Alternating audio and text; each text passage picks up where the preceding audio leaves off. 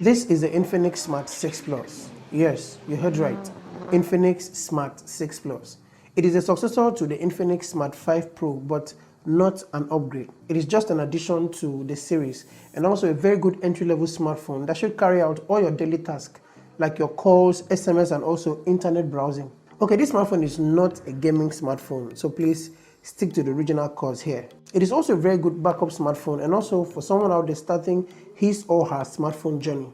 This phone is less than $100 US. It costs 58,500 in Naira, and that's a fair price for a smartphone. It comes with a 2 gigs of RAM, a 5000 mAh battery, and a water drop sunlight display. Inside the box you get the smartphone, a 10-watt charger, a micro USB cable, the earpiece, a SIM ejector tool, and the X Club dollar leaflet and the X Pack leaflet. And then you have a transparent hard plastic case for the phone. It's been the same case all through in the Smart series, and it does fit firmly. For the design, there's nothing really much to talk about here. It's just another entry-level smartphone with a plastic back and plastic frames. It looks so much like the Infinix Smart 5, which should actually be its predecessor.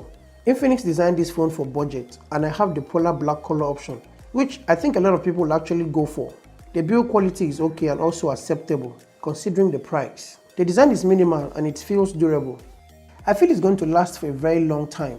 You have the fingerprint scanner on the rear, which surprisingly unlocks the phone faster than expected. Yes, it feels responsive. And then you have the dual camera combination, the LED flashlight, and below is the Infinix branding. On the right side is the regular power button and also the volume up and down rocker. And on the left is the tray for 2 SIMs and a micro SD card. At the bottom you have the speaker grill, the micro USB port, the microphone, and the earphone port. This phone's display is a 6.6 inches with a 500 nits of maximum brightness. You don't have any problems using this smartphone outdoors. And that's probably why Infinix named it Water Drop Sunlight Display. It is an HD Plus display that amounts to a 720p resolution and also okay for viewing media content.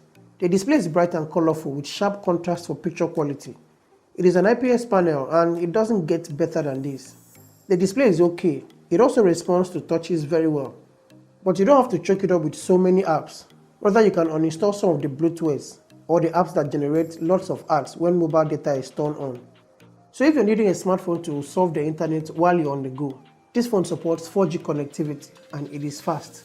It comes with a 2 gigs of RAM, yes, and a 32 gigs of internal storage. You don't have the memory fusion here, it is just the 2 gigs of RAM. And you have the MediaTek Helio A22 chipset here, which is a budget processor and not a gaming processor. But if you must play any game here, the experience may not be fun. You may have lots of lags while gaming with this smartphone and also unexpected shutdown of applications. But overall, this phone is decent for daily tasks. And also the battery here is a real deal. It is obviously the key selling point of this smartphone. It is a 5000 mAh battery that takes about 2 hours to charge from 0 to 100%. This phone's battery will not disappoint in any way. You have the Android version 11 Go edition that really spices things up here. It makes app launching fast. The main camera lens here is an 8 megapixel and I find it really disappointing, honestly. Infinix would have done much better here considering the price of this phone.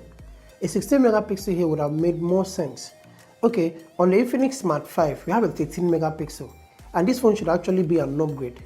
But nevertheless, I think they have a better reason for doing that. And also the picture quality is not that bad. So do not expect too much when it comes to the camera on this smartphone. So this is a video sample from the front-facing camera of the Infinix Smart 6 Plus. It is an 8 megapixel selfie shooter and you don't need to expect too much from here. It does struggle a bit with light, but it is okay, at least for social media postings. So guys, what do you think of the sound coming out from this device and also the picture quality? Please let me know in the comments below. So the question is, would you buy this smartphone for 58,500 in Naira? Or do you think there are other smartphones out there at this price point that perform better? It's a very good entry-level device and the deal breaker for me is a 5000 mAh battery and a 6.6 inches display.